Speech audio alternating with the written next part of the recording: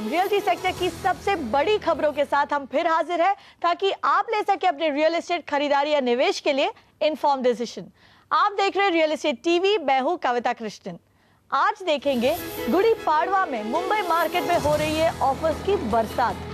मजदूरों के skill development के लिए इंडस्ट्री ने हाथ मिलाया नेशनल स्किल डेवलपमेंट कमीशन से, शुरू किए हैं सर्टिफिकेट कोर्सेज। और देखेंगे बैंकरों की क्या है उम्मीदें आने वाली क्रेडिट पॉलिसी से। इसके अलावा सिटी ऑफ जॉय में अगर आप प्रॉपर्टी में निवेश करना चाहते हैं तो बने रहिए हमारे साथ। हमारे एक्सपर्ट अक्षय कुमार और हर्ष मोदी आपको बताएंगे कौन से है कोलकाता के टॉप लोकेशन। 1 अप्रैल को आएगी रिजर्व बैंक की पहली बाई मंथली क्रेडिट पॉलिसी। घटती महंगाई की आड़ लेकर क्या रघुराम राजन लोन सस्ता करेंगे या फिर वो चुनाव के नतीजों का इंतजार करेंगे? जानकार तो मान रहे कि क्रेडिट पॉलिसी में दरों में कोई बदलाव नहीं होगा।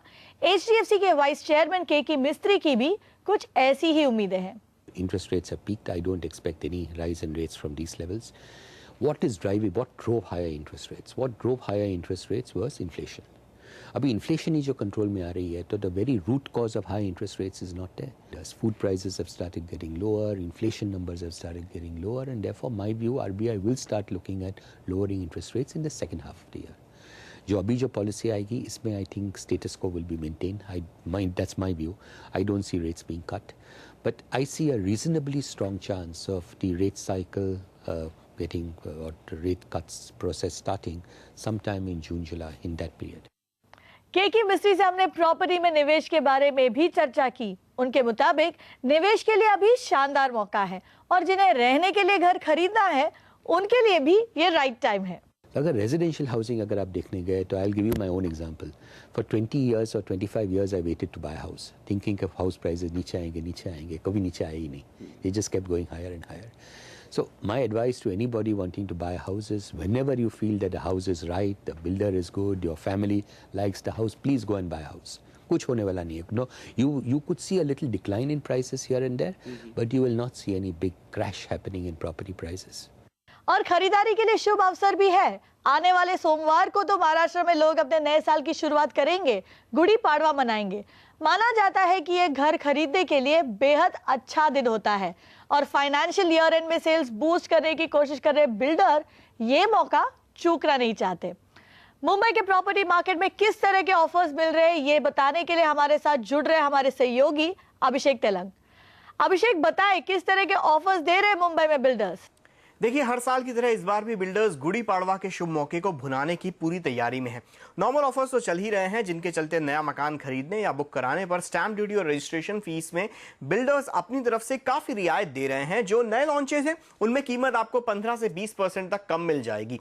वादा ग्रुप ने पोजेशन तक 1 लाख रुपए महीने की स्कीम निकाली है। वहीं लोढ़ा ग्रुप अपने लोअर परेल, डोंबिवली और ठाणे प्रोजेक्ट्स पर ऑफर दे रहा है। पर इस बार नई बात यह है कि तैयार घरों पर भी आपको कई अच्छी डील्स मिल जाएंगी। अगर स्पेसिफिक नामों की बात करें तो दोस्ती, लोढ़ा जैसे ग्रुप्स अपने तैयार प्रोजेक्ट्स में काफी ऑफर दे रहे हैं। इसी तरह से ठाणे में दोस्ती ग्रुप अपने तैयार घरों को बेचने के लिए लगभग 4.5 लाख रुपए तक की बचत कराने का दावा कर रहा है।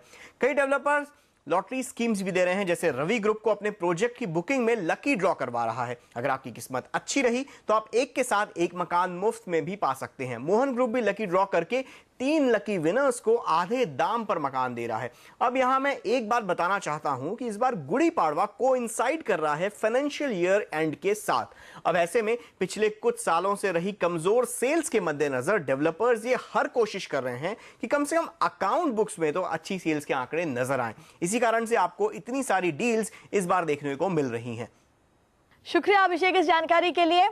3.5 करोड़ लोगों को रोजगार दे रहा कंस्ट्रक्शन सेक्टर भी अब स्किल डेवलपमेंट पर जोर देने लगा है।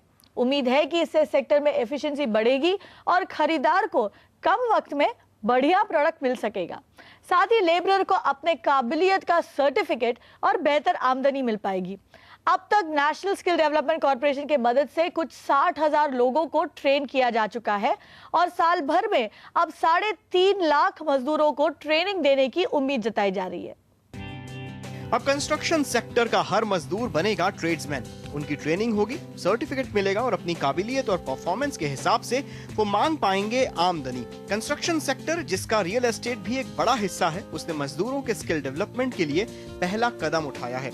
नेशनल स्किल डेवलपमेंट कमीशन के तहत सेक्टर के 4 संगठनों ने मिलकर एक सेक्टर काउंसिल बनाई है। सबसे पहले काउंसिल ने 6 स्किल्स को परख कर उनको स्टैंडर्डाइज किया है और काउंसिल मेंबर्स की माने तो इसका फायदा न सिर्फ मजदूरों को होगा बल्कि डेवलपर को भी मिलेगा। हर एक कंस्ट्रक्शन साइट पे तो लेबर होती है, वो माइग्रेंट लेबर है, सबको मालूम है। फिर भी काफ़ी एरियाज में सब लोग ट्रेनिंग लेना चाहते हैं क्योंकि ये ट्रेनिंग लेने के बाद उनकी तनख्वाह बढ़ती है। एक कंस्ट्रक्शन इंडस्ट्री के लिए भी प्रोडक्टिविटी बढ़ती है, तो ये स्किल लेबर की ज़रूरत होने के नाते काफ़ी लोग ये ट्रेनिंग लेते हैं। और जो आज हम टच कर रहे हैं वो इतनी छोटी पॉपुलेशन है जिसको आगे जाके एक माहौल बन जाएगा कि जब तक स्किल होगा अच्छी तनख्वाह नहीं मिलेगी और फिर जैसे दुनिया में होता है वैसे यहाँ भी होना शुरू हो जाएगा। हालांकि शुरुआती दौर में बिल्डरों का खर्च बढ़ेगा क्योंकि उन्हें ट्रेनिंग पा चुके मजदूरों को मजदूरी भी ज्यादा देनी होगी। किसी भी बिल्डिंग के कंस्ट्रक्शन में 33% खर्च लेबर पर होता है और काउंसिल जानती है कि हर बिल्डर ज्यादा मजदूरी देने के लिए राजी नहीं होगा। इसीलिए स्किल डेवलपमेंट की अहमियत समझाने के लिए काउंसिल अपने प्रोजेक्ट में तो स्किल्ड लेबर को बेहतर मजदूरी दे ही रही है, साथ ही और भी कई रास्ते अपना रही है। जो गवर्नमेंट के हर एक इंफ्रास्ट्रक्चर प्रोजेक्ट्स हैं, हम लोगों ने through the national skill development corporation एक रिकमेंडेशन दिया है जिसके वजह से उनके प्रोजेक्ट्स पर जो आउटसोर्स करते हैं, प्रोजेक्ट्स के लिए टेंडर करते हैं, उसमें certain amount should be allocated for skilling people. So multiple things हम लोग ट्राई कर रहे हैं जिसकी वजह से ये इंडस्ट्री चेंज हो जाएगा। मजदूरों की ट्रेनिंग से खरीदारों को भी फायदा है क्योंकि उन्हें बेहतर क्वालिटी के मकान मिलेंगे। हालांकि बिल्डरों ने साफ किया है कि इससे मकानों की कीमतें नहीं बढ़ेंगी क्योंकि ज्यादा मजदूरी की भरपाई एफिशिएंसी बढ़ने से पूरी हो जाएगी। लेंगे यहाँ पर एक ब्रेक, लौट कर देखेंगे कहाँ खरीदे मकान सिटी ऑफ जॉय में।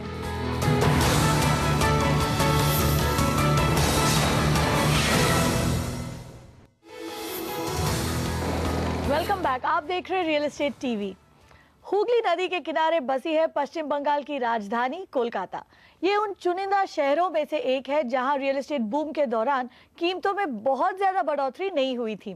दरअसल पिछले 1-2 साल से तो यहाँ का बाजार ठंडा ही रहा है, लेकिन अब यहाँ पर भी माहौल कुछ बदलता दिख रहा है। कुछ फंसे हुए रियल्टी प्रोजेक्ट्स को रिवाइव किया गया है, इंडस्ट्री को लुभाने के लिए एक लैंड बैंक तैयार हो रहा है और सुनते हैं कि सरकार अब इंडस्ट्री और खासकर रियल्टी सेक्टर से बातचीत करने लगी है। तो क्या सिटी ऑफ जॉय में अपने सपनों का घर खरीदने का ये सही वक्त है? चर्चा करने हमारे साथ है पार्कलैंड प्रॉपर्टी एडवाइजर्स के एमडी अक्षय कुमार और कोलकाता से जुड़ रहे हैं ईडन ग्रुप के एमडी हर्ष मोदी। स्वागत है आप दोनों का।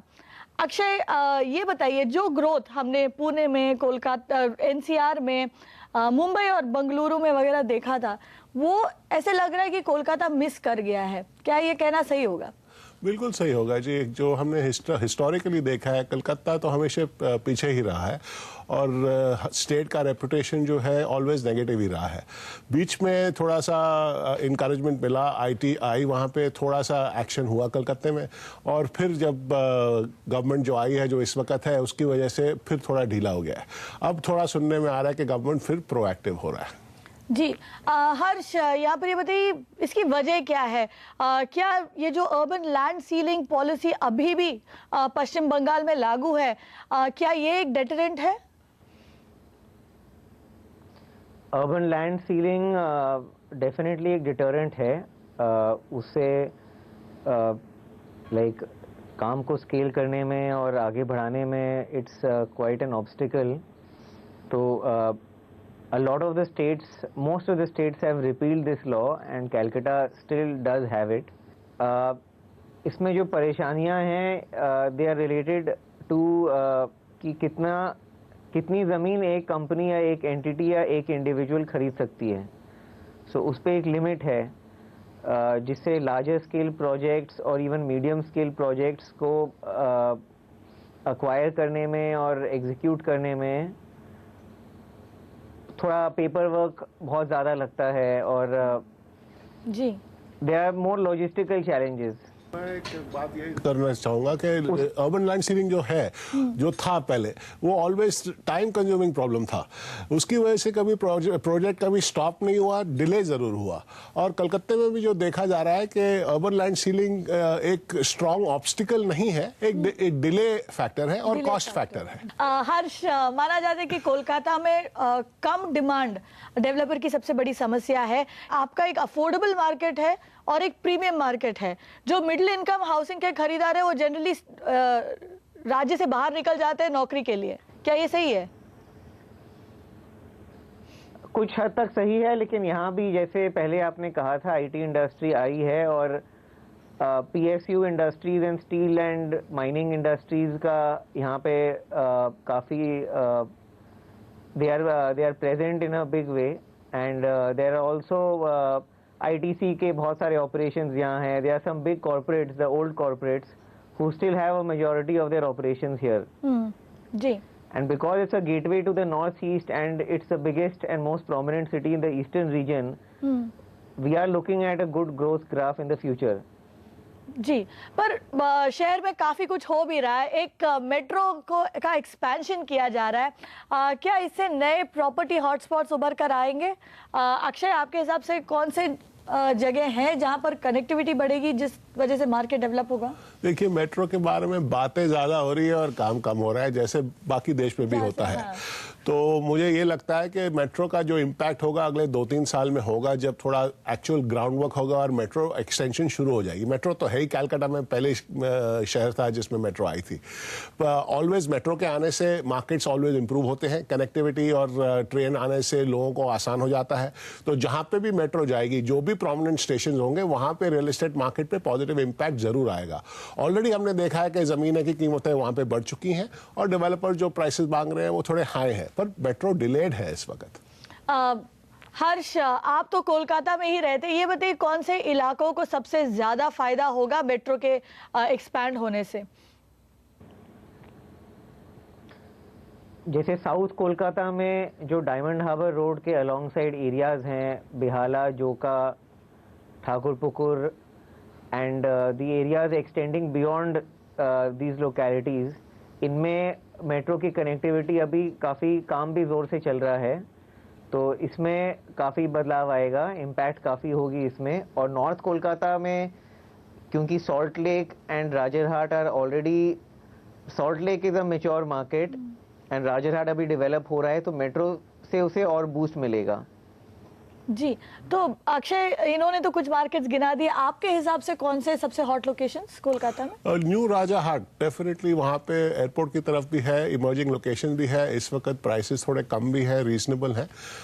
वो मेट्रो के आने से थोड़ा डेफिनेटली बेटर होगा। बेहाला भी शायद इन्होंने कहा है, मैं इनके साथ सहमत हूँ, ये लोकेशंस दोनों अच्छे रहेंगे। जी, हर्ष, बजट की बात करते हैं। मिडिल इनकम हाउसिंग अगर मुझे खरीदना है तो कितना बजट होना चाहिए मेरा? कैलकाटा में एक ये बात है कि it's one of the few places जहां अभी भी आप मतलब within 30 lakhs you can buy middle income housing in the corporation area. So that वो मिडिल इनकम बायर्स के लिए बहुत बड़ा ड्रॉ है, because they can get their first house. First time buyers के लिए बहुत अच्छा मार्केट है। एंड जो भी मार्केट में एंड यूजर्स स्ट्रांग रहते हैं, वो मार्केट हम अच्छा मानते हैं। या एंड यूजर बाइंग की अच्छी डिमांड रहती है। अगर हम 5 से 7 साल का एक होराइजन रखते हैं, तो इमर्जिंग मार्केट्स जिसे कहते हैं, जहां पर इन्वेस्टर्स को अब पैसा लगाना चाहिए, कौन से ऐसे मार्केट्स होंगे कोलकाता या कोलकाता के आसपास? देखिए, कोलकाता खास मैं ये नहीं कहूँगा कि इन्वेस्टर्स के लिए अच्छा मार्केट है। नॉर्मल रिटर्न आती है कलकत्ता में, और मेरे को लगता है कि अगले 5-7 साल में कोई एक्स्ट्रा ऑर्डिनरी रिटर्न नहीं आएगी। फिर भी मैं ये ज़रूर कहूँगा कि सेंटर सिटी में जो महंगे एरियाज़ हैं, इस वक्त काफ़ी एक्सपेंसिव है वहाँ पे प्रॉपर्टीज़, बट सप्लाई कंस्ट्रेंट है, तो नेचुरली मैं सेंटर सिटी को प्रेफर करता हूँ। और मैं एक और रिकमेंडेशन जरूर दूंगा कि जो नया राजाहाट है, न्यू राजाहाट जो कहलाता है, वो पर्टिकुलर एरिया आज की डेट में भी 3,500-4,000 हज़ार रुपये पर स्क्वायर फुट में जहाँ मिलता है, अच्छा प्रोडक्ट मिल सकता है, वो लीजिए तो थोड़ा रिटर्न डिस्प्रपोर्शनेट हो सकता है अगले 5 साल में। कितने ग्रोथ की एक्सपेक्टेशन रख सकते हैं कोलकाता मार्केट से अगले 3 से 5 साल में? ग्रोथ की जो बात है मेरे ख्याल से मिनिमम 5 से 7% पर आना तो मिलेगा ही। इन्फ्लेशन शायद जस्ट अबाउट बीट कर जाए, बट जैसे उन्होंने कहा सर्टेन माइक्रो मार्केट्स में जरूर आउट परफॉर्मेंस होगा। फाइनल क्वेश्चन आप दोनों से, पहले हर्ष से बात करेंगे। हर्ष, जैसे आप ही ने बताया था, सरकार अब बातचीत करने लगी है इंडस्ट्री से, एक मेट्रो एक्सपेंशन हो रहा है, थोड़ा बहुत मोमेंटम दिख रहा है, तो क्या आप मानेंगे कि कोलकाता के लिए best times are yet to come? थोड़ा तो ये आगे इलेक्शंस को देखते हुए आगे बढ़ना होगा, बट अदरवाइज मैं बुलिश हूँ कैलकाटा के लिए कि यहाँ पे इंफ्रास्ट्रक्चर ग्रोथ भी हो रहा है एंड जो प्रोजेक्ट्स हैं उनको एग्जीक्यूट करने में, एक्सपेडाइट करने में उनके जो ऑब्स्टिकल्स हैं वो there is an interest in getting rid of those obstacles and certainly हमें इंडस्ट्री की तरफ और इंडस्ट्री को अट्रैक्ट करना है। That will enhance Calcutta as an investment destination. आप इतने पॉजिटिव होंगे अक्षय? देखिए, आपने जो कहा ये best times are still to come, मैं शायद इसके साथ नहीं सहमत हूँ। मेरे को जरूर लगता है कि better times will come, but best times का कहना जरा मुश्किल है, बहुत ही डिपेंडेंट है पॉलिसी पे कैसे होगा। पर जैसे इस वक्त बाजार लग रहा है, मुझे जरूर लगता है कि जो हुआ है पिछले 2-4 साल से उससे बेटर टाइम जरूर आएगा। कुछ मोमेंटम आपको दिख रहा है? बिल्कुल, मोमेंटम जरूर दिख रहा है, मोमेंटम आ रहा है, और गवर्नमेंट जो साइंस दे रही है, वो पॉजिटिव साइंस दे रही है, वो सब ये सब चीजें बाजार के लिए अच्छा है। जी, तो कोलकाता उन चुनिंदा मेट्रो सिटीज में है जहां अभी भी वाजिब दाम में आपको मिल सकती है बढ़िया लाइफस्टाइल, और हमारी एक्सपर्ट्स की माने तो सोनार बांग्ला में घर खरीदने के लिए ये राइट टाइम है। अक्षय, हर्ष, आप दोनों का बहुत बहुत शुक्रिया। लेंगे यहाँ पर एक break, be right back.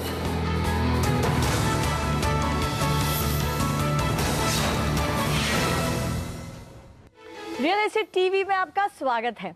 Realty company HDL के खिलाफ ग्राहकों से धोखाधड़ी के मामले की सुनवाई इस हफ्ते बॉम्बे हाईकोर्ट में हुई। सुनवाई के दौरान एचडीएल ने एक एफिडेविट कोर्ट में दर्ज किया। इस एफिडेविट में एचडीएल का कहना है कि इस केस में एक पेटिशनर ने 5 साल से एक पेमेंट पर डिफॉल्ट किया है। दोनों पार्टियों को अब इस पर रिस्पॉन्ड करने के लिए 2 अप्रैल तक का वक्त दिया है। तो दूसरी ओर कोर्ट में ये बात भी सामने आई कि पुलिस ने एचडीएल के खिलाफ अब तक एफआईआर रजिस्टर नहीं किया है। पिछले हफ्ते ही रियल एस्टेट टीवी पर हमने आपको बताया था कि एचडीएल के खिलाफ बॉम्बे हाईकोर्ट ने एफआईआर दर्ज करने का आदेश दिया है। एचडीएल के कुर्ला में बने प्रीमियर रेसिडेंसेस प्रोजेक्ट के खरीदार पोजीशन में देरी और पैसे ऐंठने के आरोप लगा रहे हैं। ग्राहकों के रिट पिटीशन की सुनवाई में बॉम्बे हाईकोर्ट ने बताया कि एचडीएल ने जो किया है वो कॉग्निसेबल है। और अब नजर डालेंगे इस हफ्ते के टॉप डील्स पर डील कॉर्नर में।